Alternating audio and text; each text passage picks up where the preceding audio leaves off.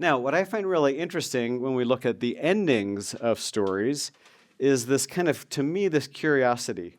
The resurrection is the climax of the story in all the Gospels. There's no question about it. Everything points to cross and resurrection. You can't really separate them, cross and resurrection.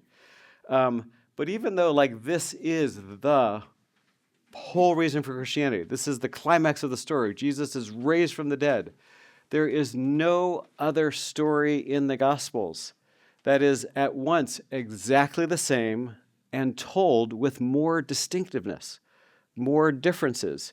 If you were to read, and it would take you 6 or 8 minutes, the 4 resurrection stories in whole, one after the other, you would be left like, are you guys really telling the same story? So a couple of for instances. How many women are at the open tomb? Actually, I'll make this a quiz. How many women were at the open tomb? Oh, well, look at that. It depends. Who are you reading? In Mark, there are 3, and they're named. In Matthew, there are 2. In John, there is just 1, Mary Magdalene. Luke names 3, but then talks about the other women. You have 4 different answers.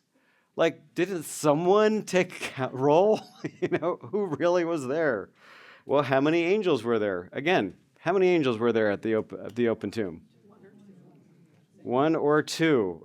That's a safe answer. Well, in Mark, there was 1 dressed as a man, described as a man dressed in white. In Matthew, there is 1 named as an angel who descends from the heavens and opens the tomb.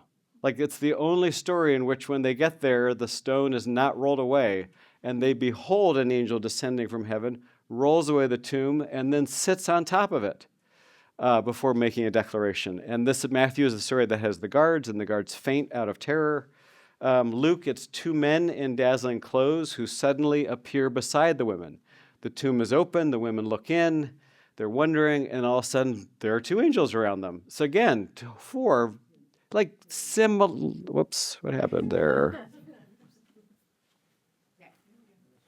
Don't know. Just appeared. So again, kind of similar, but different. Last, for instance, who sees Jesus? In Matthew, it's the 2 women at the tomb, and then the disciples, but in Galilee. Jesus says in Mark and in Matthew, go to the disciples, go to my brothers, tell them that I will meet them in Galilee. So it's kind of back to the beginning where everything started, because that's where Jesus calls them. In Matthew, that plays out as the 2 women at the tomb, and then the disciples, but not till they're in Galilee. In John, it's Mary Magdalene, and then the disciples in the upper room, and then it's Thomas. So there's a series of successive appearances from Jesus. In Luke, it is 2 disciples. There's the empty tomb scene, but nobody has seen Jesus yet. It's the angels that tell the women to go and tell. Then there is the scene of the 2 disciples walking on the road to Emmaus, Cleopas and 1 unnamed disciple. And Jesus encounters them. They share their sadness. They can't believe he hasn't heard the story. He opens up the scriptures to them. He's going to continue on. They say, stay, it's getting night. The roads aren't safe. Stay with us. They have a meal. He breaks bread. They see that it's Jesus in that moment. It's revealed. And then they return to Jerusalem saying, were not our hearts burning when he opened to us? So there's Emmaus. And then the rest of the disciples. They come back. They share the story. And then Jesus appears with them. And the first thing they do when Jesus appears is not say, just like you promised, or praise God. They say, would you like a little supper? Actually, they don't quite say that. They're too afraid to say anything. They think he's a ghost. So Jesus says, why don't you serve me some fish? And I will show you a ghost does not eat. And I'm going to eat. And then in Mark, the really, really, really, really, really scandalous ending, and we'll get back to that more. Who sees Jesus? No one. No one at all. Jesus does not show up in the original oldest ending of Mark, and we'll talk about that a little later.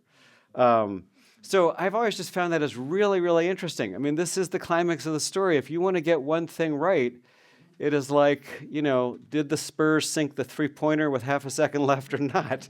They did not. He missed. 104, 102. Yes, stayed up to midnight to watch that. Like you'd think you'd get that right.